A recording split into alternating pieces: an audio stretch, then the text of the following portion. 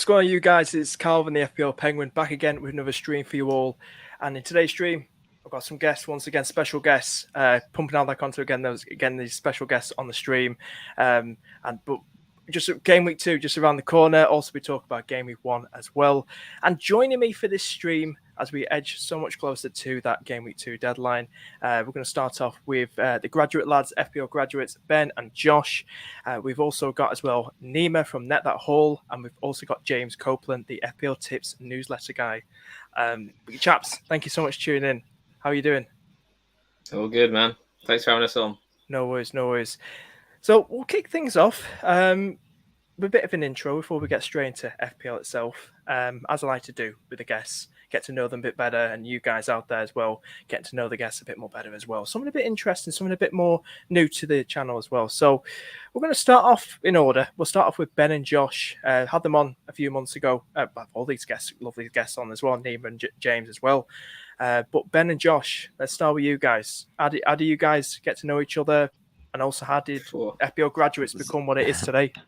Wow. So me and Josh met on our first day of uni. We were in the same flat together, moved in, whatever. And through going to uni and that together, we learned about each other's love for fantasy football. And for better or for worse, we were very competitive about it. We made a league against each other and was competing. And we were just thinking, like, us competing against each other is entertaining for us and all of our flatmates.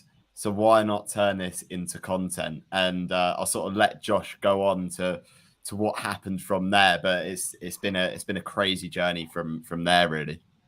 Yeah, it was all good. It all started over a pint and spoons, which is how all good ideas start, I think. So we started just making YouTube content, put it on TikTok, and then from there, TikTok just went viral. I think 2 seasons ago now, and then since then we're over 100,000 followers last week, which has been an amazing achievement for me and Ben, putting in the hard work. But yeah, it's been really good.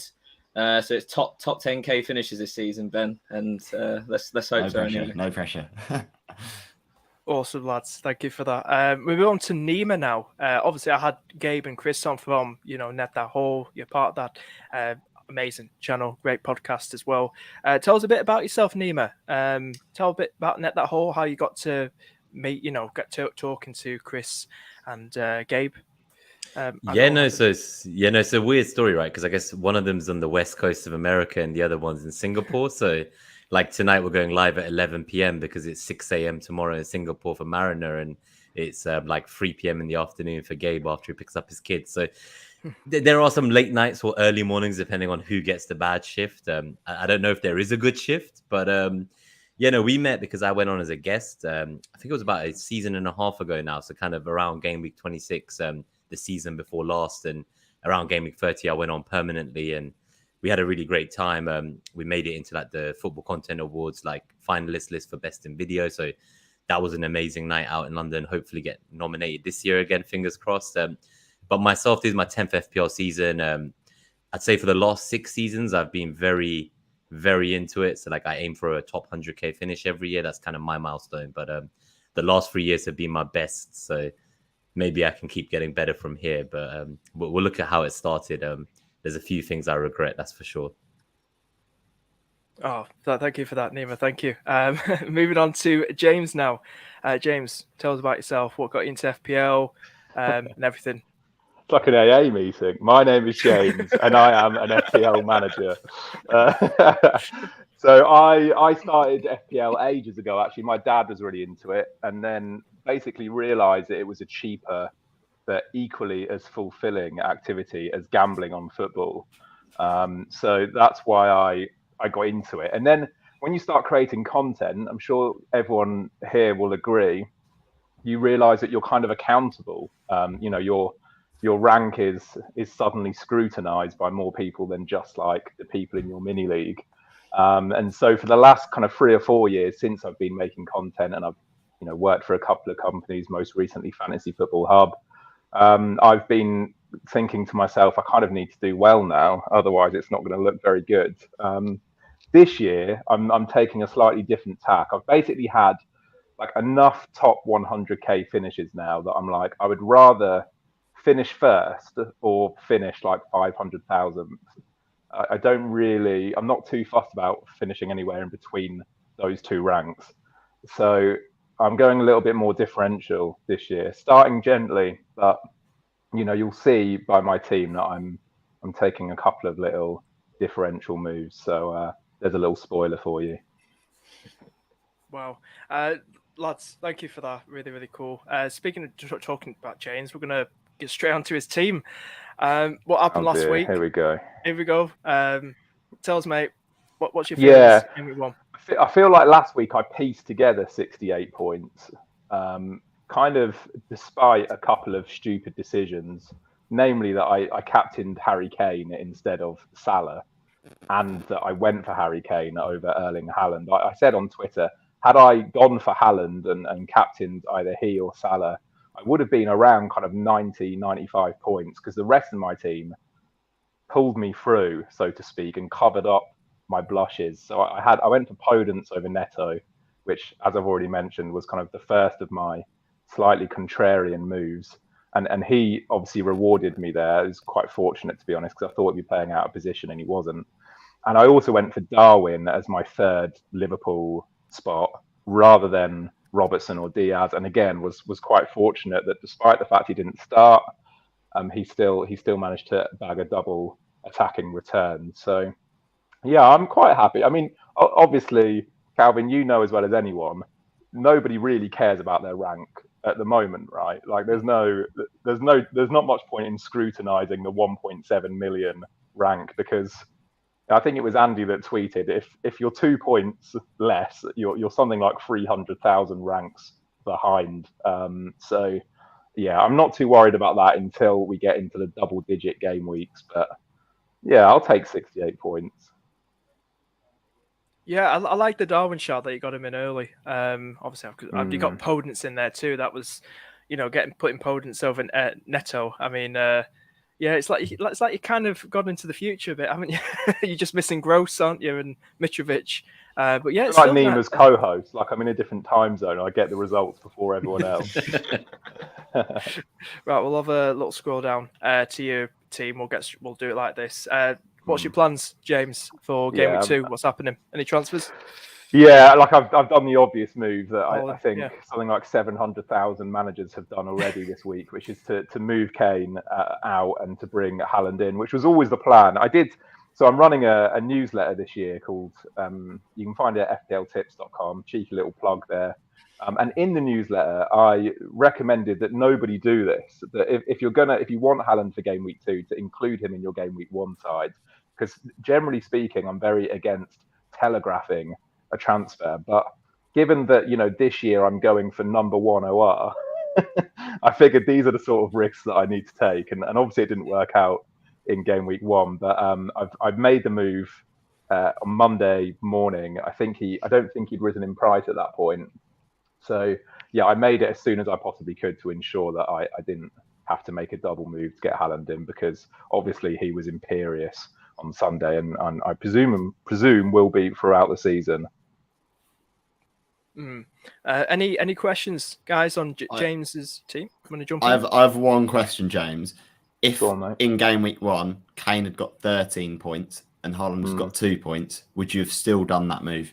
Yeah, it's a good question, Ben. Yeah, I would have done. I mean, it's easy to say with hindsight that I would have done.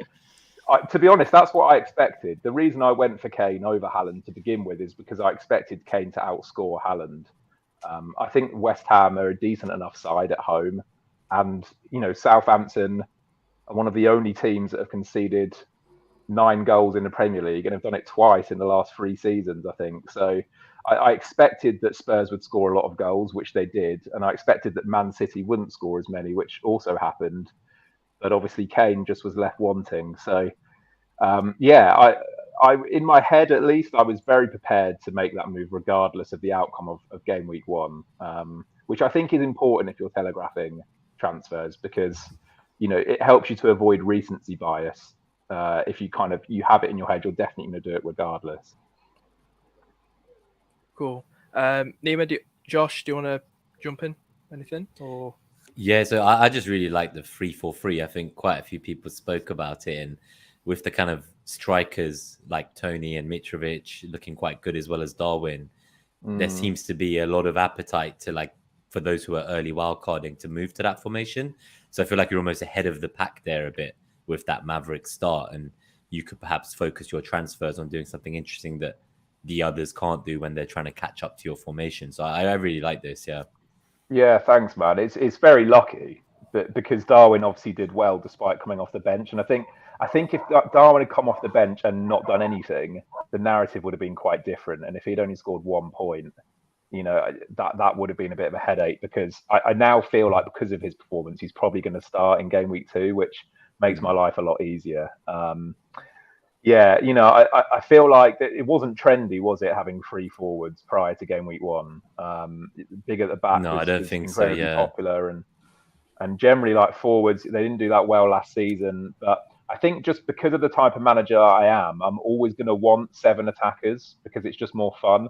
And if I'm watching a football match and I've got double defense, that's a lot less pleasurable than if I've got double attack. And kind of for that reason, I thought I'm gonna play it relatively traditionally here and make sure that I've got 4 mids and 3 forwards, or 5 mids, 2 forwards. You must have had a real roller coaster of emotions from when he was benched all the way through to when he got 9 points, though.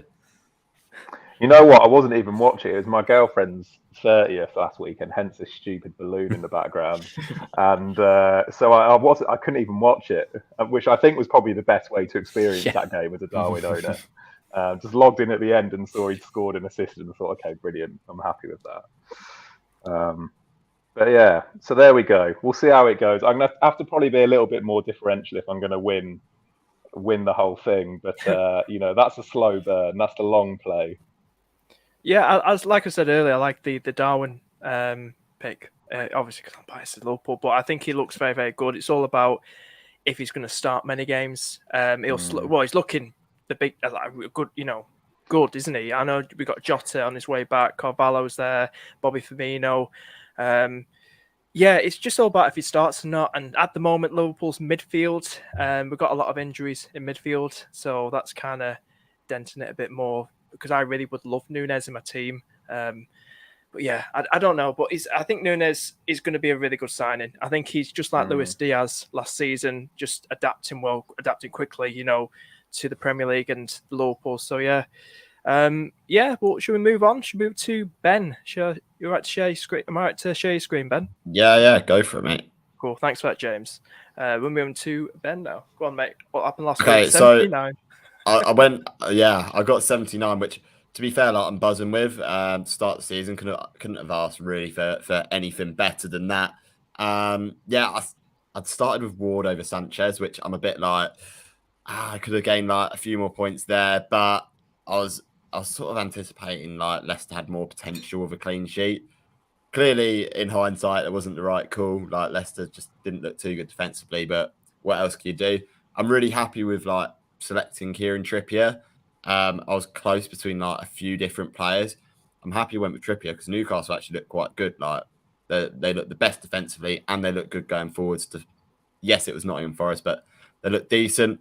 In terms of my midfield, I went for the one differential basically in my team was Kulusevski, who I'm absolutely buzzing with the 13 points. So I'm sure James is sort of gritting his teeth right now as a Kane owner, but I couldn't believe it when I saw he got a goal and an assist. I was watching my team Reading at the time as well, and a bit of confusion in the stands as I was sort of like cheering as nothing was happening in the Reading game, but as Kulu was bagging. That went Haaland as well.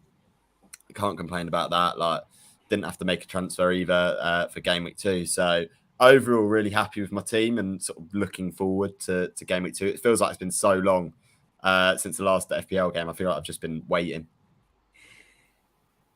I've got so many questions. Go on, James. Fire away, mate. Well, so you've obviously done very, very well, and I'm jealous of your team for many reasons. However, it does seem to me that there are a couple of, fires in waiting that will need to be put out at some point. Are you worried, firstly, about Kulusevski's minutes with Richarlison now returning from his suspension? How do you feel about the double Liverpool defence? Are you starting to regret that? And how do you feel about Ward? I assume you've got the other Leicester keeper, Iverson, is it, on the No, bench? I've got Sanchez on the bench from Brighton because Oh, they sorry, rotate right, quite right. well. Yeah. Okay, that's tasty. Yeah, that's acceptable, but still. I bet you won't be benching Sanchez in game week 3 anymore for Ward. Yeah, I'm probably sticking with Sanchez for a bit. I can't lie. But no, in terms of Trent Alexander-Arnold and Robertson, I was a bit shocked to see that they conceded, but like I was very willing and ready to accept that that could have happened in game week 1, and going forwards in game week 2 and 3. I don't know. I can see them scoring a lot more points than they did. So I'm not going to say I'm regretting the decision. I'm sticking by what I went with for game week 1 because clearly I had ages to sort of think about this team in the lead up to game week 1. If I decided that's the move I'm going to make, then I've got to stick with my guns there with that one. And sort of I'm thinking Robertson, Trent Alexander-Arnold, what they did last season, you can't ignore that either. So I'm sticking with those two and sort of not looking too far ahead at what's to come and sort of thinking that they could haul it against anyone at any given moment. Cool. Yeah, no, I agree. I very nearly went from them for them both, and was kind of torn between them and Diaz as well, who also looked great in game week 1. What about Kulusevski though, Ben? That's where I'd be most concerned if I were you. I mean, for me, I've got 0.5 million in the bank, so if I did want to move him on, and it was the guy, to be fair, like if I was going to move anyone on, it would be him from this game week. But I think over the last sort of effectively season now, or half season, sorry, he's played well enough to retain that spot for the foreseeable for me. I agree that there's a risk somewhat in Richarlison there, but I'm backing Kulusevski to start games until at least the Champions League starts. Then I can expect to see rotation, and it's probably a wise move to bring him out then. But for me, it's good to sort of save the transfer, get another game week of sort of data together before sort of making the moves that I want to make. Yeah, I was buzzing with his 13 points though. Yeah, it is in the back of my mind that he could be rotated out at any given moment. I've got a question, Ben. Go on, Josh. Would you have kept Kulusevski if he scored 2 points? Good question. Good question. Should have known this was coming. I don't know, because it would have been for a City midfielder, and none of their performances. I was really thinking, I want to transfer him in because Haaland just took all the chances himself. So I think if he scored 2 pointers, I'd be a lot more tempted. That's for sure. But if I'm being honest, I wouldn't be able to say yes or no, because who knows what my head would have been thinking at that point. I could have rage transferred him out or whatever. But yeah, you're a horrible person, Josh, for asking that question. It's basically the perfect outcome, though, isn't it? Because I think when you punt on a differential, especially one that you know isn't necessarily nailed in the starting 11, you really need them to do well on the game you know they are going to play. And I think it was kind of similar for me in Darwin, in that I think, like I said, I would have probably been quite worried about Darwin starting there if he'd just been absent for the game. And likewise, if Kulusevski had done nothing and been subbed off at 70 minutes, you might have been sat there thinking, God, like Richarlison's back now, surely he'll get a chance. But you're right. I really think, imagine dropping Kulusevski at the moment. You just wouldn't, would you? I'm jealous of him. I think if I could get to him, I probably would. Cool. How are you lining up for game week 2, Ben? I mean, if I'm being honest, it looks really similar to how I lined up for game week 1. Let me just bring it up for you. Yeah, so Ward has gone straight out. He was literally, as soon as those 2 goals conceded, I was like, yeah, get me onto the next game week. Like, get him out of my team, get him on the bench. But yeah, I'm set up like this with Andreas first on the bench. There's been a lot of talk about sort of Bailey not starting. I'm not sure whether I believe that or not. Just because he looked quite lively, didn't he, in game week 1 in comparison to the rest of Villa assets. But yeah, lined up like that. Haaland captain. I think most of us probably will be on a Haaland captain, especially after last game week. But yeah, that's how I'm set up. I'm pretty happy with the team. Anyway, going into game week 2. Yeah, I think with Bailey as well, there's quite a lot of us that have got him. For me, I could talk about a team later. I think Bailey, for me, I'm going to give him one last chance. Everton, with their injury worries during that Chelsea game, 2 centre-backs going off, 2 defenders. I know they signed Connor Cody. They'll probably throw him straight in the fray, who knows. But yeah, Bailey, for me, I'm probably going to give him one last chance myself in that Everton game. But yeah, it's a nice team, nice strong team. Should we move on now to Josh? Josh, you all right if I share your screen? Yeah, go for it, mate. Go on, mate. Let's do... Right. We lost James. There we go. There we go. Talk to me. What happened last week, mate? What happened? Yeah, so 72. Like Ben, I'll take that. It's not too worrying rank wise at the start of the season. I think I saw some sort of stat that over 50% of people in the top 100k have used their chip, like a chip already. So yeah, I'm not too bothered with that. Ramsdale in goal. I thought he was quite unlucky not to get more points than that. I think it was 1 save off 3, and then he would have crept into the bonus as well. I thought Arsenal looked really good and pretty happy with him. Unlike Ben, I won't have that keeper rotation headache every week. Just play him. I know what I'll be getting every single game week. Trent and Robbo, obviously very disappointing, but more than happy to keep them. You know, it can only go up from here unless they start scoring own goals and getting red cards. So interested to see how they play at Anfield. I'll be expecting a lot more points than 1 each for sure.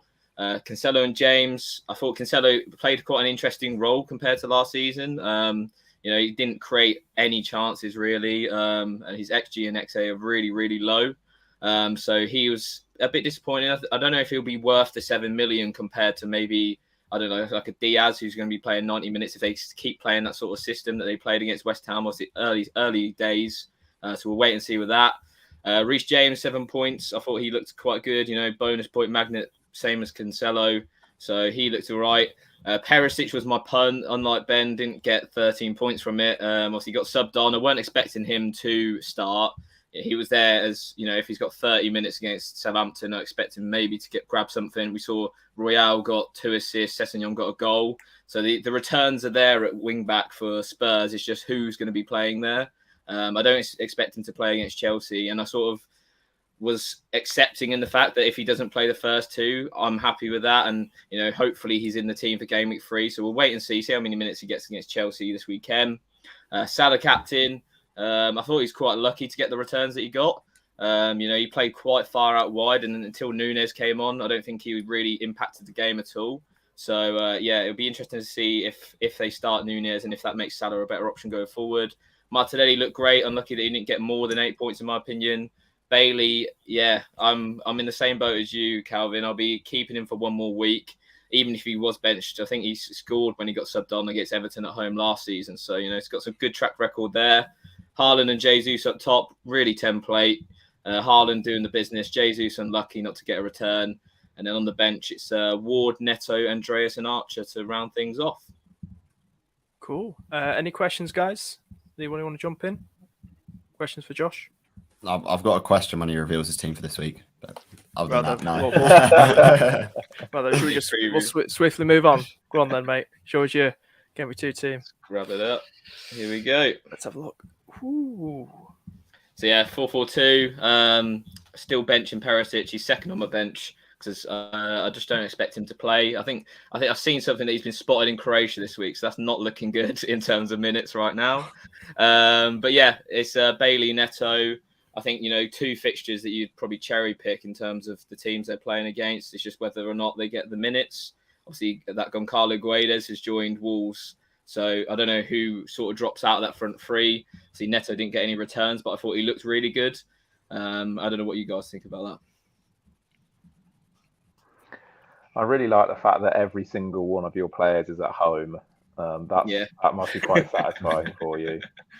But last week, though, they were basically all away. So yeah, this is your comeuppance. This is when you really this is going to be a 3-digit week for you. I can feel it. Because I'm interested about Bailey. Just quickly, I've got him. Calvin's already said that he he might get rid of him next week. Josh, you're saying this is kind of like his last chance to make an impact in your team.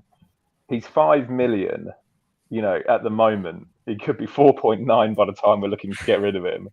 What's the thinking in terms of like where do you move to after Bailey? Yeah, it's a good question. Obviously, everyone's thinking it as well. I think £5 million wise, there's a few options you could maybe choose. We had Dewsbury Hall score at the weekend. I don't see him being as consistent as Bailey. But for me, I'd probably downgrade if Perisic is still not looking likely to play, or maybe James or someone, downgrade one of the defenders and then move him to maybe like a £5.5-6 million midfielder.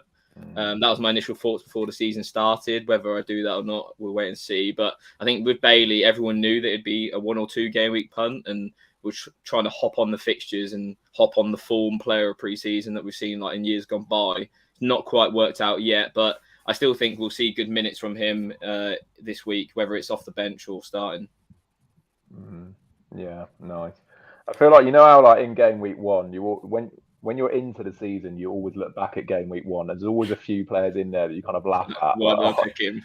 Remember when everyone owned him? I feel like Bailey's probably going to be that player, isn't he, for this season? But hopefully not. Hopefully not.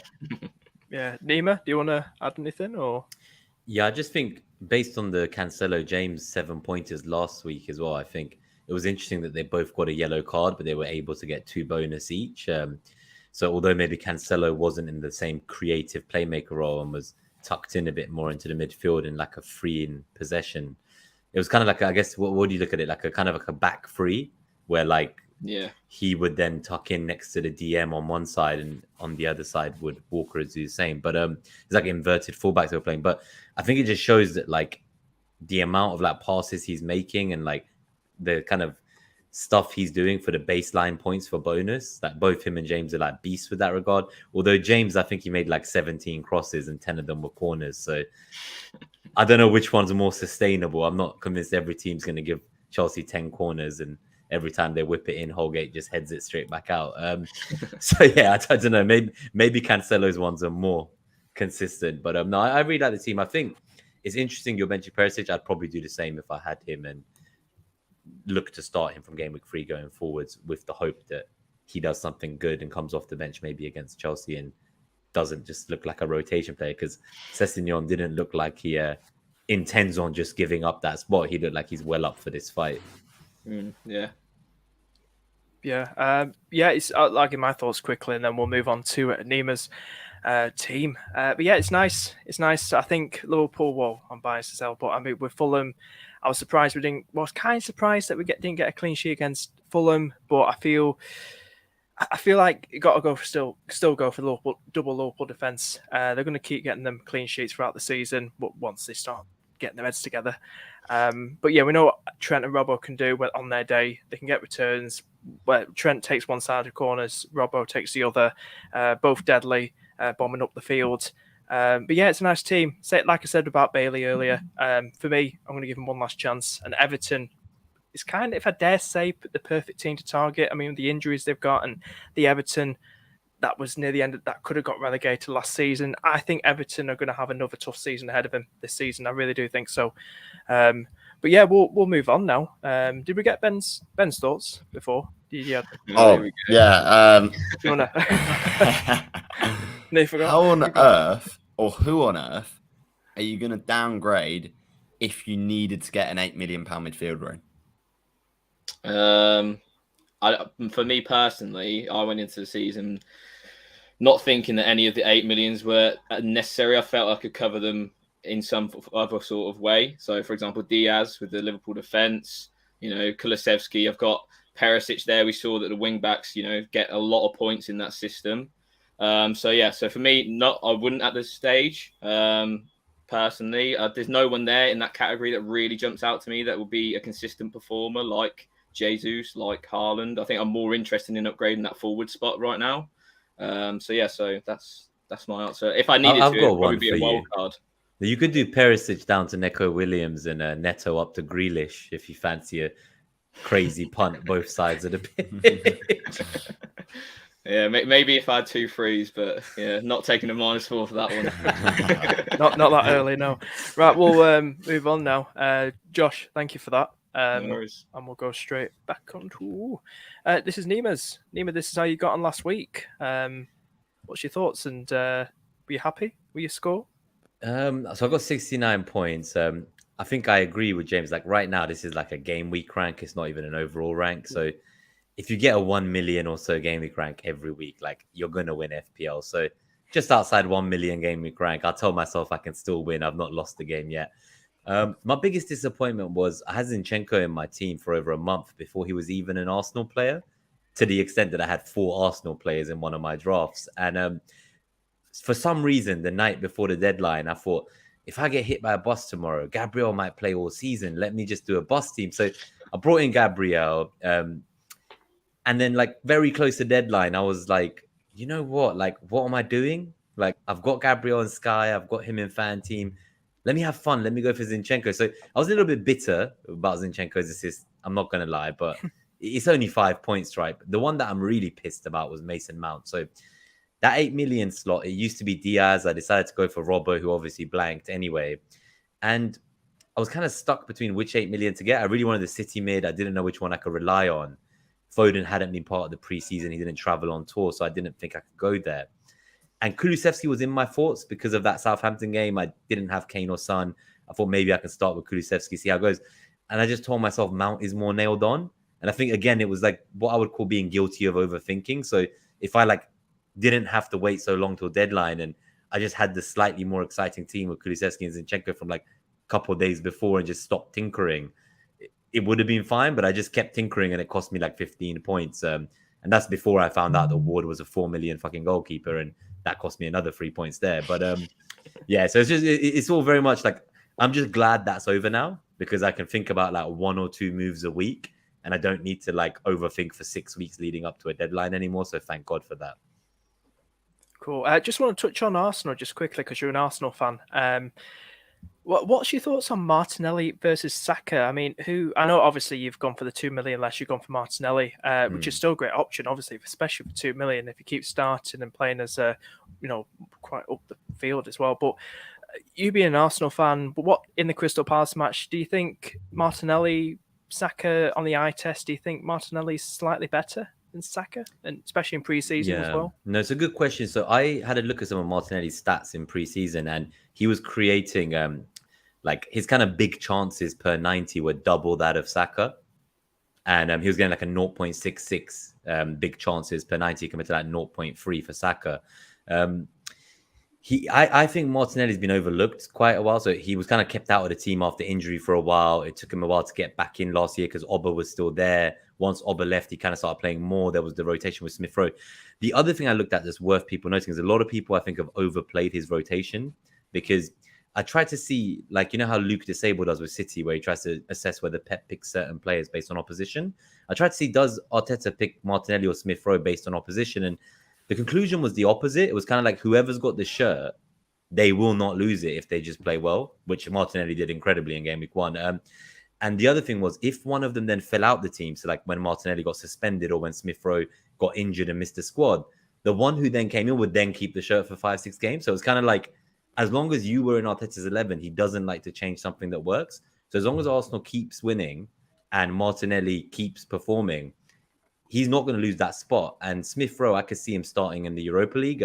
Another very quick guess I have, and I might be really wrong when we look back at this with hindsight, but I feel that Smith Rowe might be used more as a number 8 this season. Him and Vieira will be number 8s rotating into there.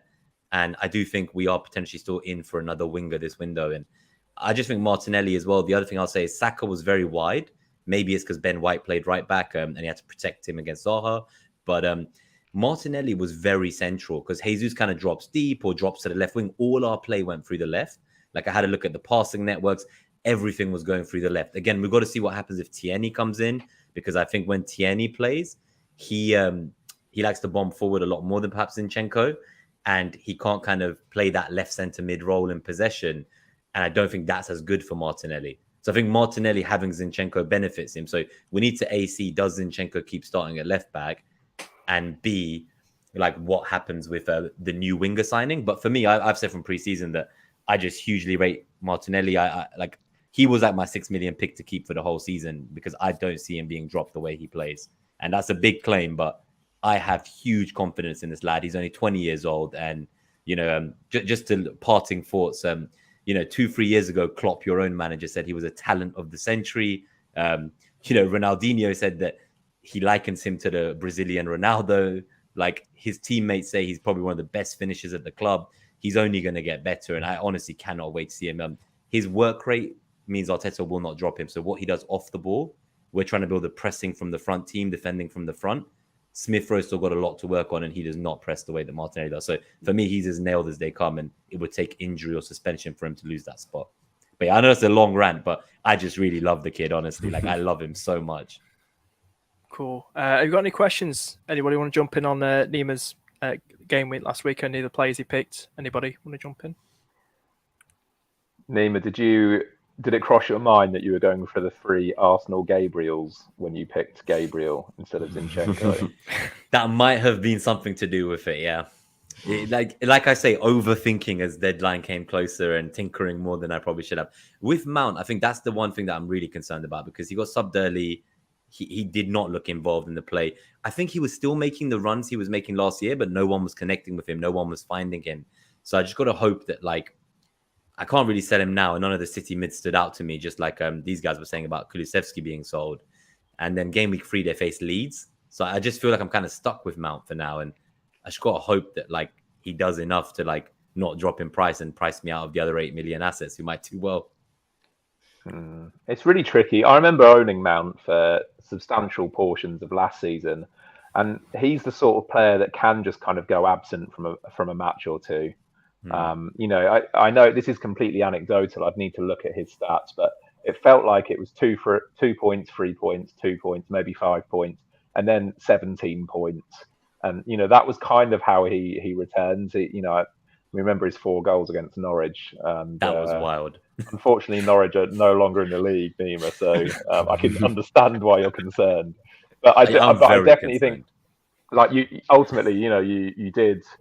I think it was Ben that was saying it earlier. We've had months to put this team together, and you picked Mount for a reason. So, but I think the reason was wrong. I would say so. In the way he tried to cover the Spurs attackers with Perisic, I tried to cover Reece James with Mount, and now I'm looking at Reece James for 2 million less, and I'm kind of like, should I not just like be going there? Like, what am I doing with my team? Like, what the fuck?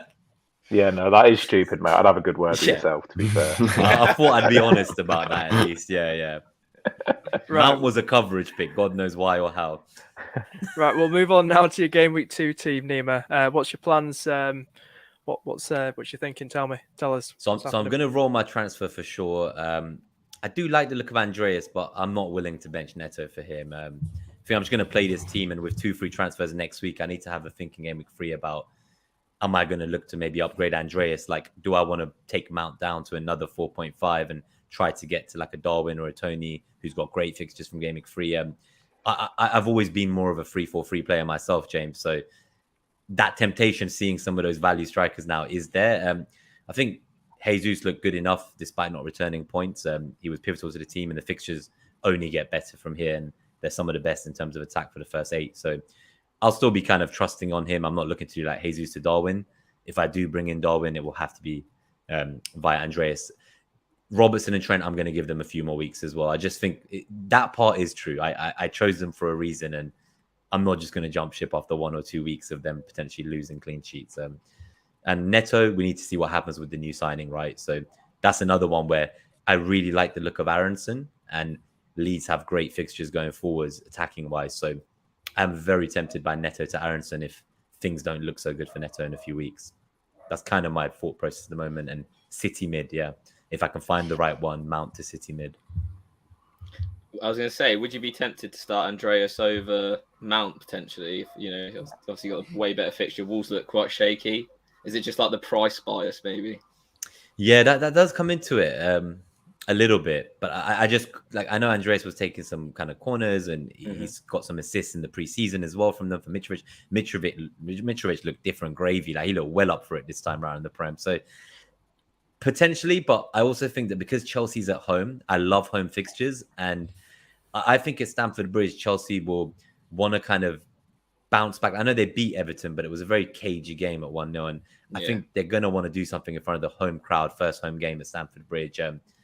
I don't trust enough of Fulham yet. I feel like a lot of promoted teams have a great first game when they're at home, and then when they suddenly go away to their first Premier League ground, it can get a bit cagey. So I just don't trust Fulham enough. Maybe it's a pricing bias, but Andreas will come into my thinking in the future. He might enable me to be my kind of 11th man, and then that way I can squeeze more out of the other 10. So there is, like, I'm probably going to keep him all season, and I will play him sometimes.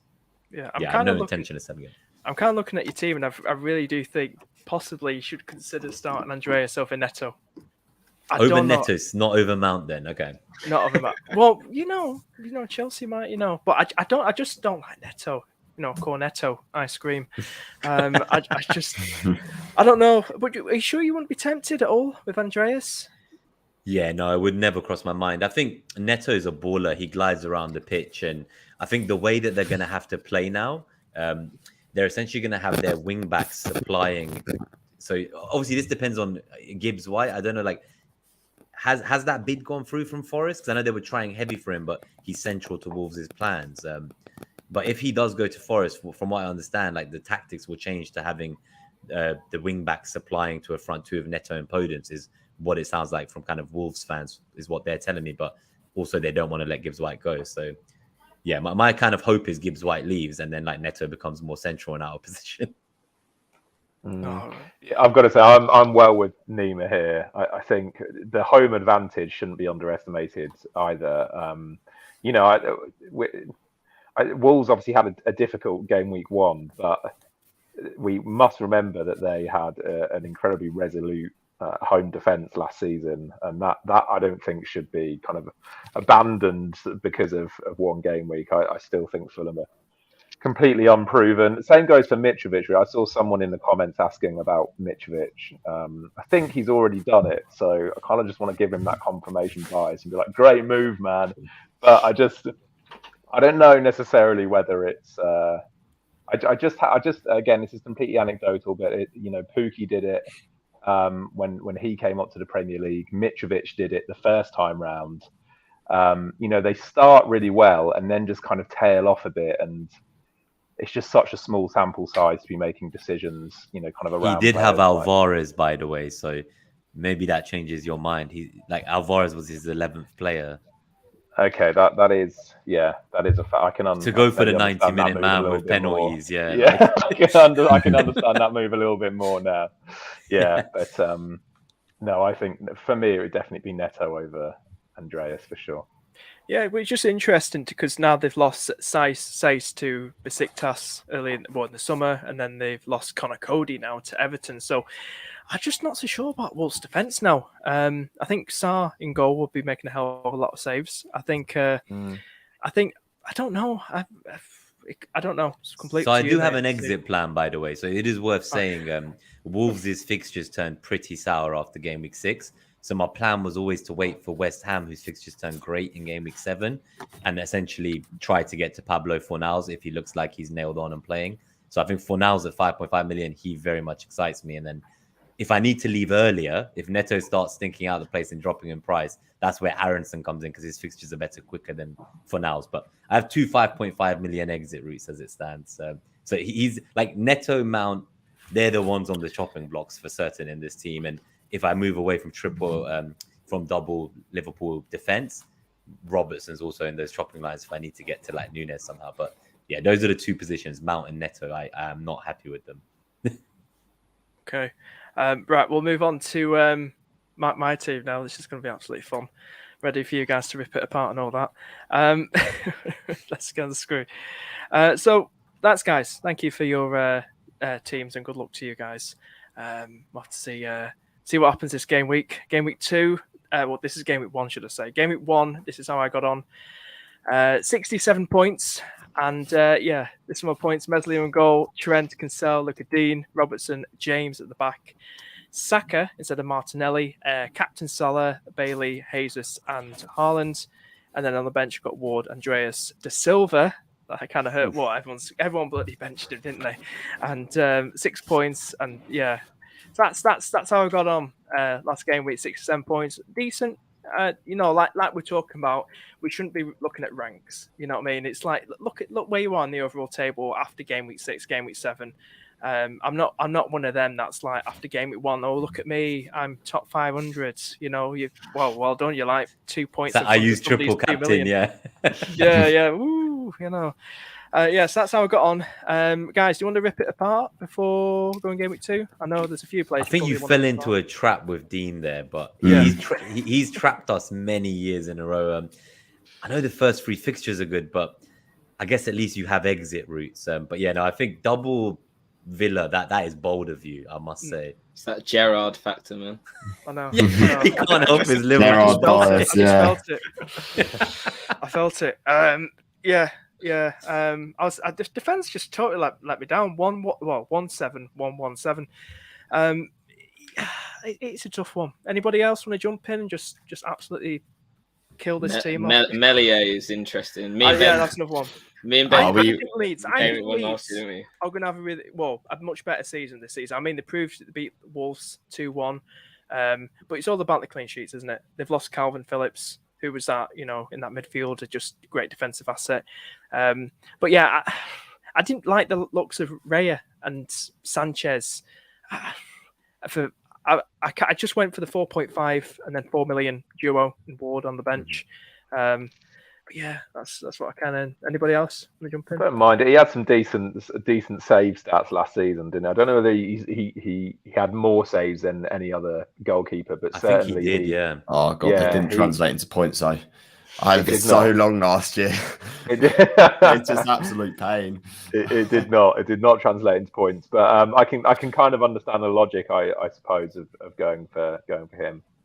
I don't think, Calvin, to be honest with you, I mean, I would love to tear you a new one. I'd be the first in the queue to tear you a new one. But actually, for the most part, this has a lot of the same players that we own. So I think, with the exception of Dina, who again, like I can kind of understand the logic there. Saka, I suppose, over Martinelli, like you asked Nima very pointedly about his thoughts on Saka. And I did wonder whether you owned him yourself.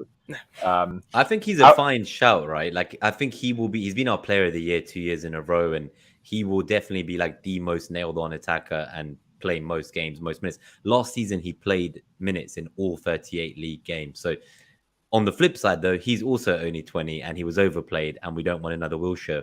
Hence why I think there is a winger coming and he will get rested more this year to protect him. So I don't think they'll overplay him like they did. But he may be on penalties. That's still up for debate. There's an argument that maybe who wins it takes it. We don't quite know yet, or whoever feels confident on the day. Saka's on them for now. Odegaard did an interview with Norwegian press, and they asked him who's on penalties, and he said whoever feels like up for it on the day. And he was like, but obviously Saka just scored, so like he probably feels up for it still. So I have a feeling that Saka's going to keep taking them till he misses one or something along those lines. So I think it's a good pick. You were unlucky not to get more points from him, and Palace was the toughest game we have in a while, so I don't expect him to have to be doing defensive duties to protect White against Zaha every game. So you may very well see Saka outscores Martinelli overall. My one criticism, James, is to have 2 4.5 million midfielders and still have Dean instead of like another third striker. That just offends me a little bit. But it's like you've made that sacrifice in midfield, and yes, it's got you Saka over Martinelli, but it's like where's the other attacker? Like, and if you were going to get another defender, I would have maybe gone a bit more. Like I would have tried to get up to Perisic. I know it didn't quite work out, but I suppose now that they're Dean, I guess they both got the same points. But I really love the idea of Spurs wing backs. It's just which one's going to be nailed on this season. I think we all want to know that answer, right? Right. We'll move on to game week 2 now. I can't wait for you guys to absolutely rip this apart. This is what I'm going for. I'm rolling the transfer. Look at the bench. Got Reece James on the bench. Yeah, he's gonna score a break. He's gonna score a break. You're playing Lucas Dean. Harry Kane hat-trick, and all the people got rid of him for Haaland. Harry Kane's gonna. What spell does Lucas Dean have on you? I don't know. It's like Bailey. One last chance and he's out, mate. Surely one of the two of them you can bench for I'll tell you James. something. Surely. I'm going to be so unlucky in this game against Everton. It's going to be someone random like Tarkowski or bloody Pickford goes up like Alisson against West Brom. Heads one in, 1-0 Everton. It's going to be so unlucky like that. I don't know. Take your own luck, Calvin. Or it could be 5 minutes like game week 1. But we'll see. Yeah, so this is my team. Meslier and goal. I'm going to roll the transfer. I want to have those 2 free transfers and then just see what I can do in game week 3. Trent, Cancelo, Luka Dean, Robertson, then Saka, Salah, Andreas. I'm going to take that chance on him. Talking about with Nima and about him. Taking corners at the minute while Harry Wilson's out. Look exciting, look lively against Liverpool. Like I said about Wolves' defensive side at the minute, I'm willing to take a punt on it. I'm willing to take a punt because he was getting all the hype before even a ball was kicked. When he moved to Fulham because he was that replacement for Carvalho, who's now at Liverpool. Yeah. Bailey, last chance as well. And then we've got Jesus and Haaland up front, and then that lovely bench right there with James just sitting there saying, why me? I don't think you should tweet that out. I think you're going to get death threats for benching James by Chelsea fans. Yeah, probably, yeah. And that's what I'm hoping. Kane just absolutely scores a hat trick. No, you will look incredible if that bangs. You'll get like 1,000 likes or something if you tweet this after the game week and like James gets 1 point and Dean gets 12 and Bailey gets 12. Andreas gets 10. Imagine. I'm just giving you the dream scenario. Double digits for all 3 of these. Yeah.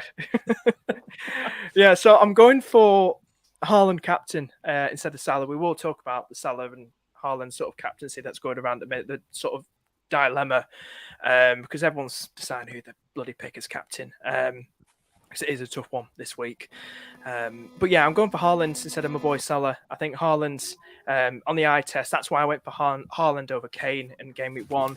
On the eye test, he looks exciting, Haaland, and he's got much better players around him at City than he did at Dortmund. You've got Kevin De Bruyne behind him. He's got Cancelo around him as well.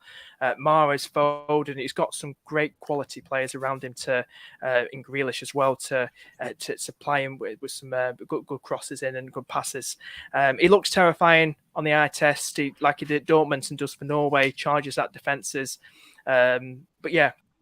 That's what I'm going for. Any more questions, barring the James bench thing? Anybody want to jump in?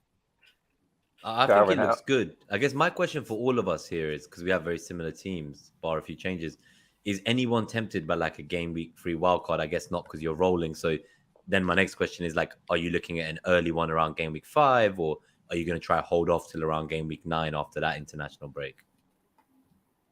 Might be too early to confirm which week, but like, are you hoping to hold on to it till at least halfway between now and the World Cup, or would you go quicker if you could?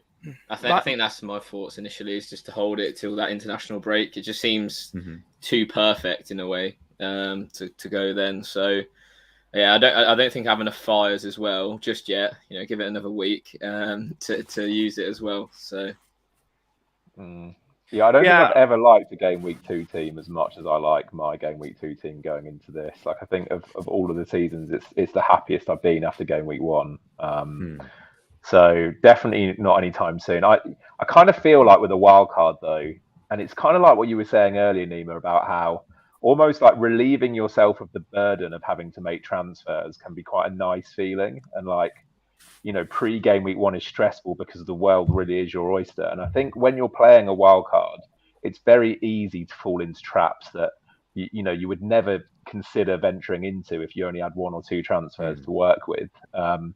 So I'm going to try and approach the wild card with a little bit more caution this week, and maybe only use it for like a 3 or 4 transfer swing, rather than completely tearing down my whole team, and kind of building anew. Because I think if you want to end up on the right side of variance, you kind of have to, at least the core of your team has to remain pretty steady, in my opinion. Yeah, just get the thoughts on as well on the wild card. I'm still going to probably hold off until after game week 8. I'm going to activate it, probably go into that international break, because we know about the injuries could happen. COVID once again could appear because it's still obviously in the world, obviously.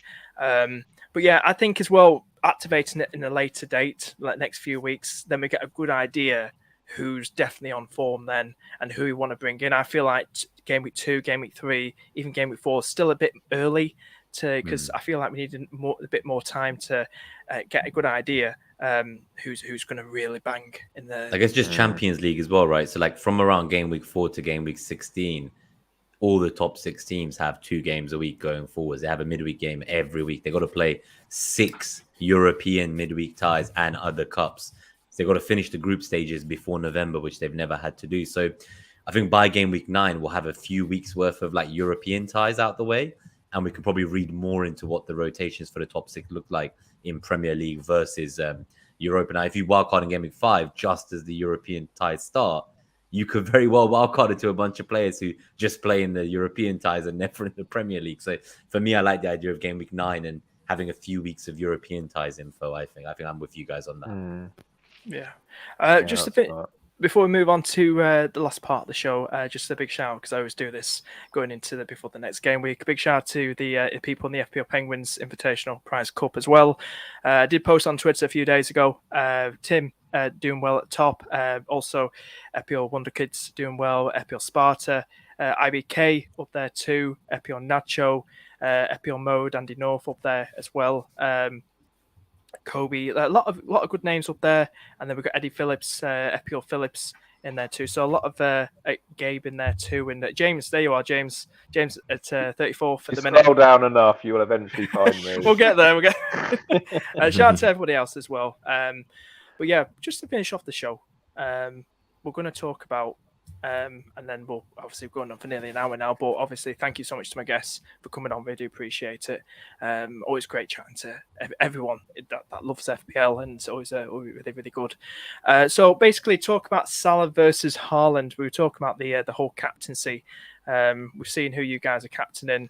It is a bit of a tough one. You know, these two are going to go at it, probably cause a few headaches throughout the season, because mostly because of last season, it was all Salah. You just captain Salah, you get FOMO off not captain Salah. But yeah, what's everyone's thoughts? Because we know Haaland's got Bournemouth, but then we got Mo Salah, you know, on Monday night, the last game of the game week, playing Crystal Palace. And, you know, we've got a reasonably good record against Crystal Palace in the last couple of games. Haaland, they're talking about that his minutes, he could play probably around about 60 minutes or so average against Bournemouth, and then Salah might just stay on for the whole game. What's everyone's thoughts on the whole Salah versus Haaland captaincy throughout the season?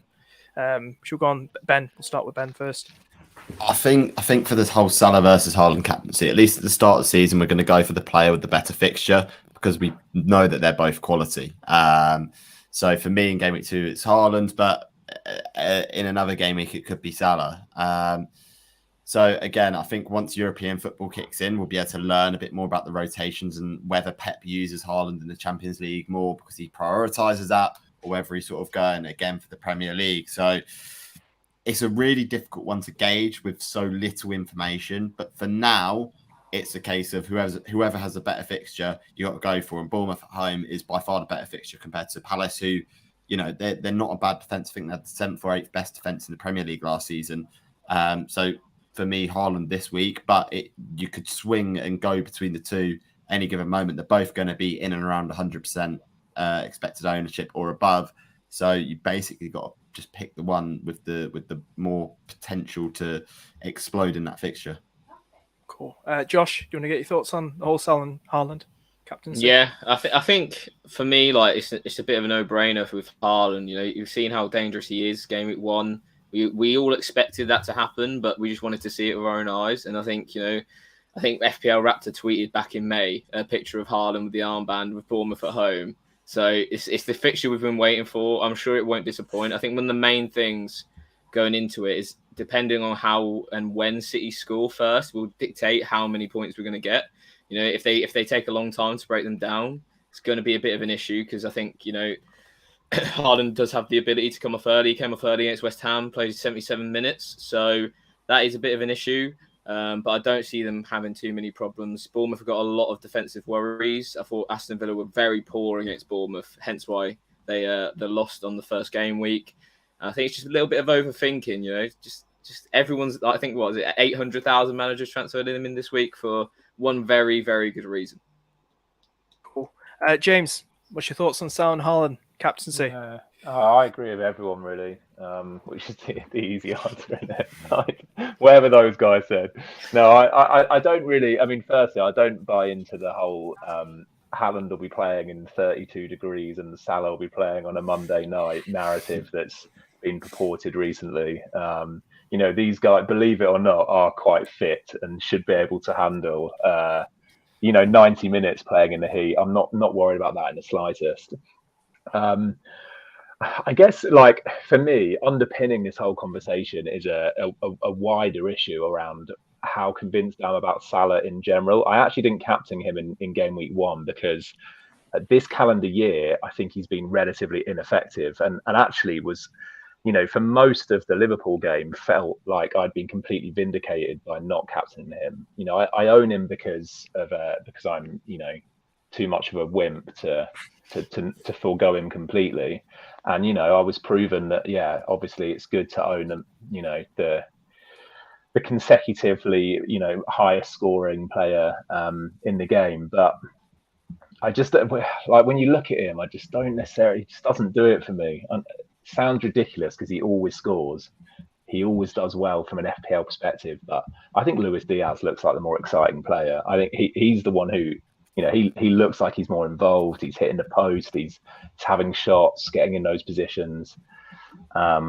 So yeah, I think for that reason as well, I think Haaland's the best choice regardless. But I think, I also am not that convinced by Salah anyway. Cool. Nima, what's your thoughts on the whole Salah and Haaland throughout the season captaincy? I think it's exciting to have a real contender like the Aguero Salah days again, someone who can challenge Salah. Now, whether I would go for him other weeks when Salah's fixtures are maybe a little bit better, I don't know. But the fact that we're even considering Salah when, City have Bournemouth tells you how great an asset he is, even if he's not looked as good this calendar year. I won't go full Andy Martin, James, and talk about how players like JWP have matched him this year and he's only 1 point behind Thomas Partey and all these random shit that Andy Martin sits there tweeting with his agenda. But I think for me, the big wait and see on my front is we only got to see a short amount of time while Núñez was on the pitch. And although I do believe Núñez is better for Salah overall, it does look like he is now the focal point, and Salah was almost operating in half spaces trying to create for the pair of them. Whereas with Haaland, it looked like every single big chance that was made was given to him. Like the instruction was, give the ball to him. So it's like, I want the player that, whether he's playing 70 or 90, I want the one who the entire City squad is looking to win 4-5-0 against Bournemouth, and everyone's orchestrating to get him the ball. They want to get him really confident before the Champions League starts to win their first Champions League. And I think the fact he's not going to the World Cup, that's exciting. That's why I started the season with him. Equally, Salah is not going to the World Cup. That's why I started the season with him. So for me, Salah's drop in form was coming back from AFCON, playing 120 minutes 4 or 5 times in January, then losing the World Cup qualifier as well. It's like, I think there was a mental depression in a way of his national team and the 2 exits from both AFCON and the World Cup that really got to him. And he was also knackered physically. Whereas I think he's had the summer off. He's got the World Cup off. So I think those 2 are going to be the main rivals for captaincy throughout this season. But this week, especially, while I wait to see the impact of Núñez more on Salah, and while we saw what the entire City team are doing to orchestrate for Haaland and the better fixture, it just feels like people going against Haaland for the sake of, like, he's the most captain, so I won't captain him.